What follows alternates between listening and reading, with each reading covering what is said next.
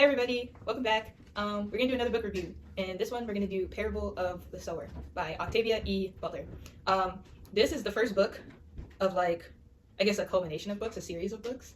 And it's set, the book starts in 2024, which is right now. Soon to be not right now, but it's right now for now. And it's about this main character, excuse me, her name's Lauren, and Lauren is living in this dystopian America. And she doesn't have a mom, at least she doesn't have a biological mom. Her mom died from drugs, is what it's alluded to. And she's raised by her father, who's a preacher, and he got remarried to this Hispanic woman, and she's black, and her father's black. And she also has this secret where she has this ability to feel what other people are feeling, right? So there's a few different plot points to this, right? There's you have this character who is experiencing dystopian, I think I'm covering the speaker. You have this character who's experiencing a dystopian America. That's one plot point. The second plot point is that she's a teenager. This is a coming of age story. She's a teenager, soon to be a woman. She has zero work experience, really zero life experience. She doesn't really spend much time outside of her community, which is walled, other than to go out and practice shooting.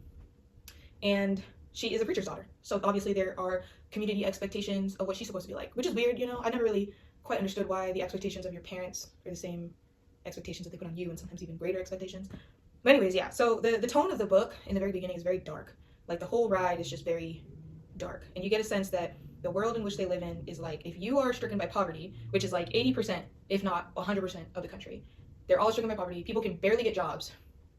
And you have a lot more people who are homeless and scavenging and resorting to drugs than you have people not doing that, So Lauren's father, as well as being a preacher, is also a college professor, same with her stepmom. And, they commute to the university. So they already are coming from a place pre-dystopian era America. And, they have this kind of hopeful dream that America is going to go back to the good old days, whereas Lauren is kind of this pessimist who's we should be preparing for the worst, and we need to do that as soon as possible.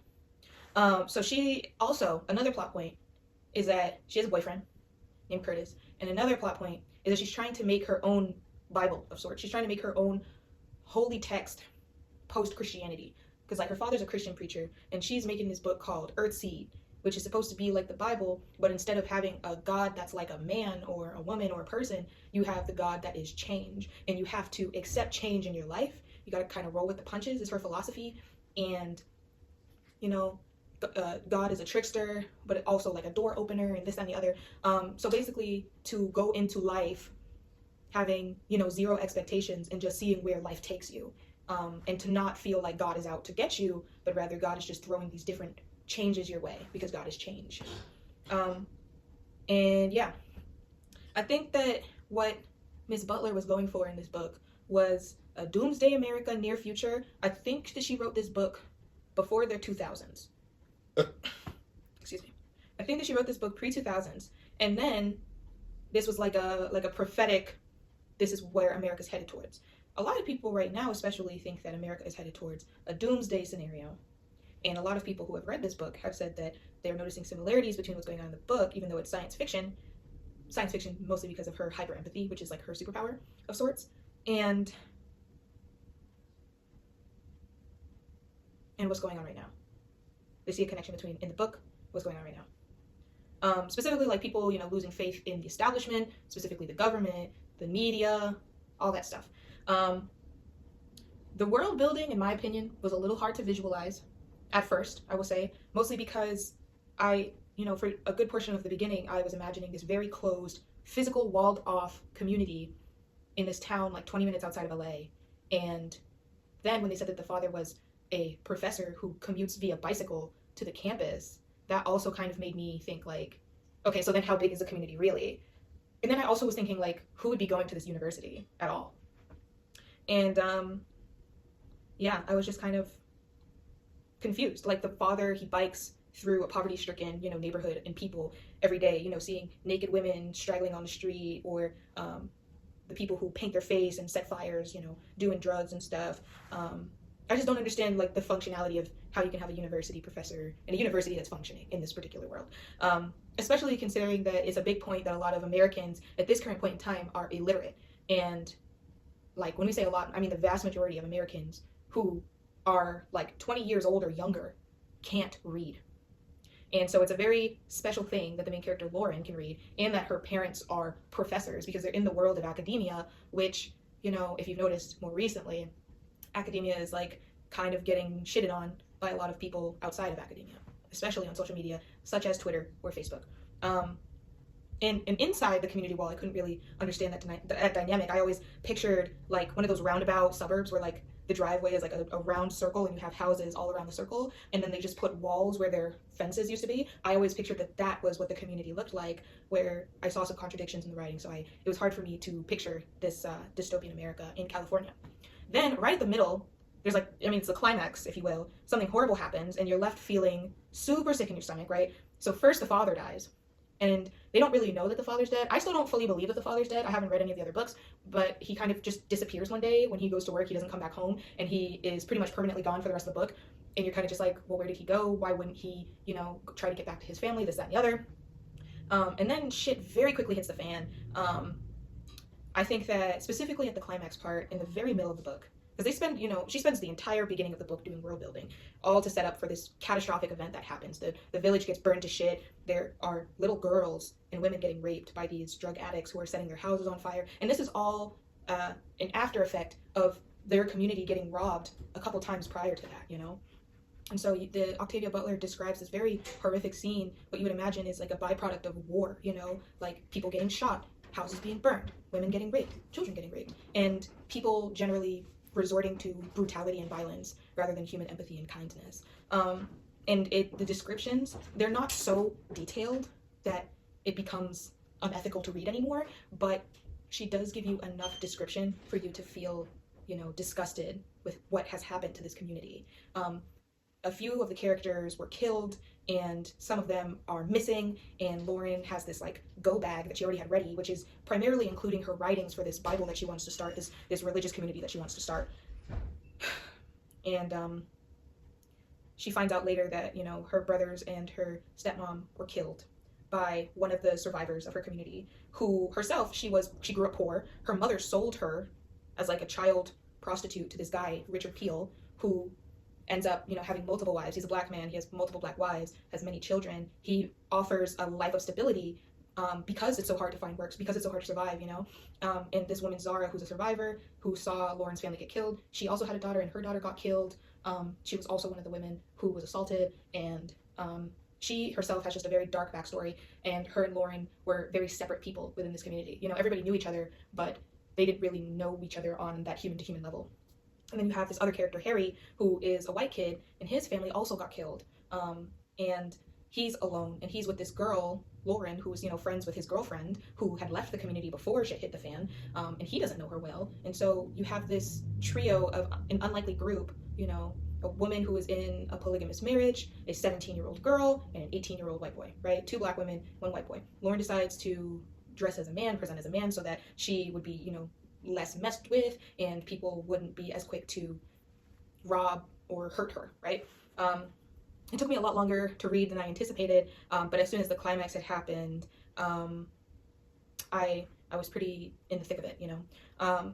So they decide to head north because that was, you know, her plan. Another thing in the story is I didn't quite understand why them being in Southern California, why they didn't choose to go to Mexico instead of going to Northern California / Oregon, Washington, and possibly Canada. Like, that was kind of the trail that they were headed from Southern California, Robledo, which is right outside Los Angeles, sorry. And then they work their way up. So through the Bay Area and then up that way to get to Oregon and Washington. I didn't quite understand why they didn't just go down. You know, this trio's following like the highway up. And I guess a lot of people in America have chosen to go north for more job opportunities and just better living conditions. But that's just not really, it just doesn't really make sense to me why they wouldn't, especially since Lauren knew Spanish, why they wouldn't go south rather than north. But anyways, we should also mention the fact that they have these like company towns which were created, and previously Lauren's father is like, you know, this newly elected president really likes these company towns. Maybe I see what he's doing, but I also don't want to go to these company towns because all of the wages that you get paid, you can only use that money within the company town. You can't use their money at regular stores. You have to work on the premises, sleep on the premises. You only allowed a certain amount of people to come with you, and it's basically like it's slavery, right? They're not getting actually paid. And on top of that, they don't get paid enough of these company bucks, so they're perpetually in debt. And Lauren's father called it debt slavery, which is what it is, but that is the other option. You can live in extreme poverty and face the risk of violence every single day, or you can go to a company town and be a slave, but be protected by armed guards who also could hurt you because you can't protect yourself, you can't come in with any guns, etc. So it's already just like a shitty situation, no matter which way you cut it, no matter which way you dice it. So Harry and Zara end up becoming like a couple while they're traveling as a trio, and they also end up like accumulating a few more people as they're walking up north. There were also just like a couple plot holes that I didn't quite understand, like what happened to Curtis, who was Lauren's previous love interest for like the first half of the book. He also wanted to run away to the north with her. He knew about her whole Bible shtick and like going north, and whatever happened to him, that was never answered, or maybe it was answered, but it was just like very quickly brushed over.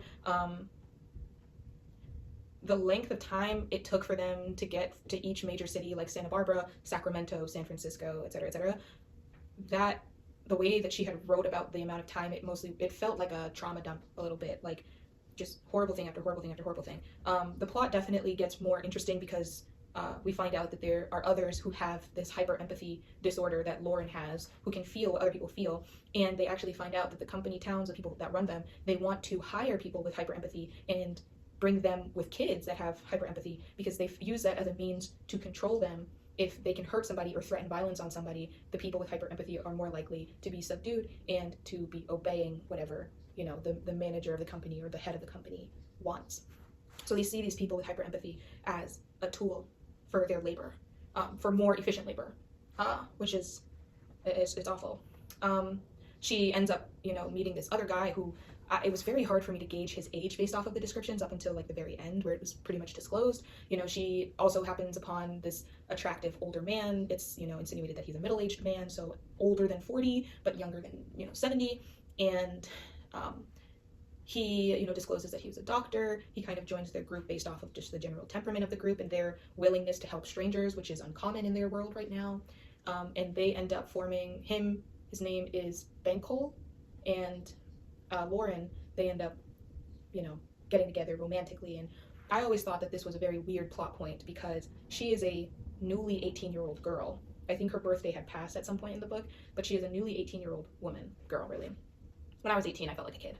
And so I view 18-year-olds, 19-year-olds even, as kids. And this like fully grown man who was, prior to the, you know, fall of America, was established in his career. He was married, he owned land, and he had even propositioned Lauren to get married to him and move on to said land. I always thought that that plot point was a little bit weird. I never quite understood why, you know, if she was to have a love interest, why he had to be so much older. She even compared him to the likeness of her own father.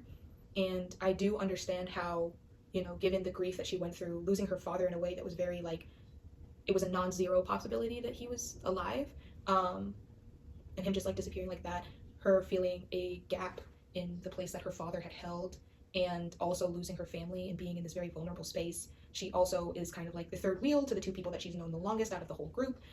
You know, there's also another couple that comes, and it's like everybody kind of ends up in twos, ends up, you know, together with somebody else. I just thought it was weird that the author chose to set the main character up, who is such a young woman, with such an older man, who you can only assume is with him because of their shared trauma and as well as her own personal trauma with losing her father and filling in that gap with this man who she has herself compared to her father. I thought that the ending was very bittersweet. Something that I appreciate about Octavia Butler is that she equally doesn't hold back on how horrible it could get here, and also is shielding the reader from the very detailed images of, you know, the badness of people. And she calls things as they are. She calls them rape, she calls it murder, she calls it cannibalism. And those words are enough to draw people a picture of what is going on, because we know, as readers, we know what those things are.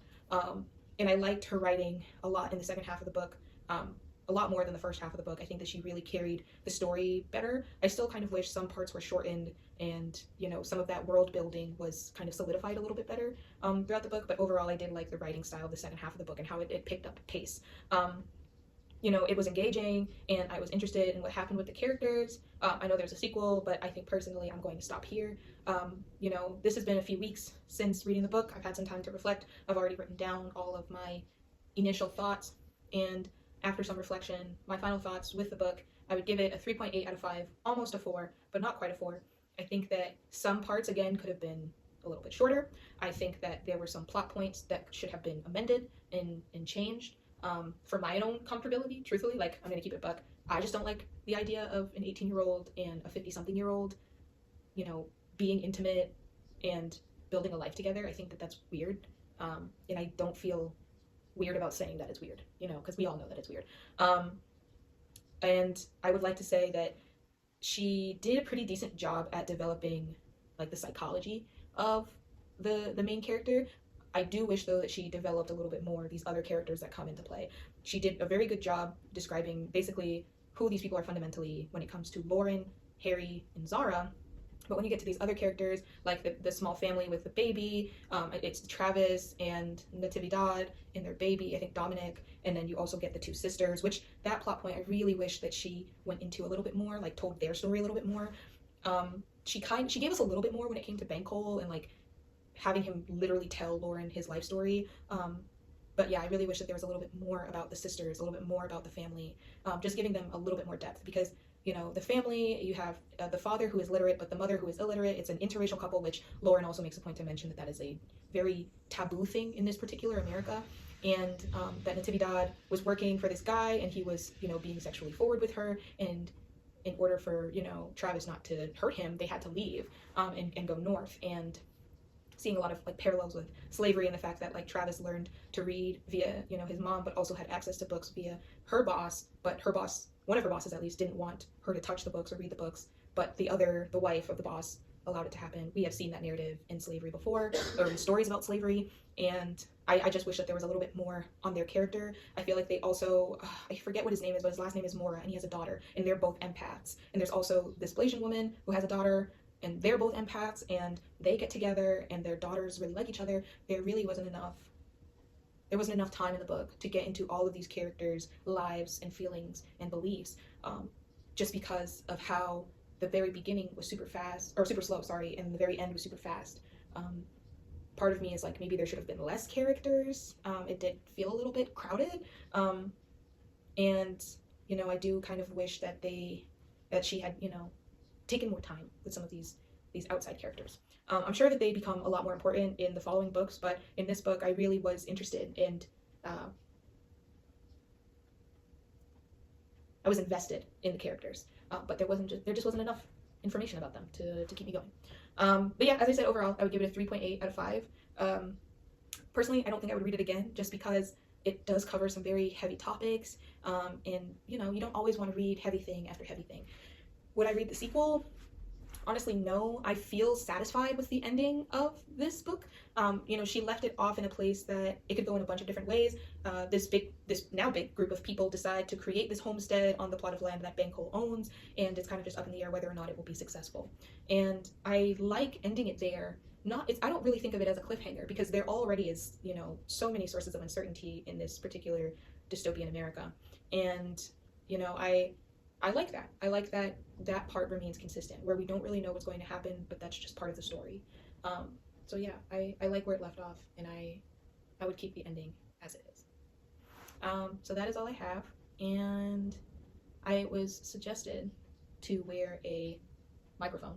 I have AirPods in. They're not mine. They're Wes's. But I might continue doing this so that you can hear me a little bit better.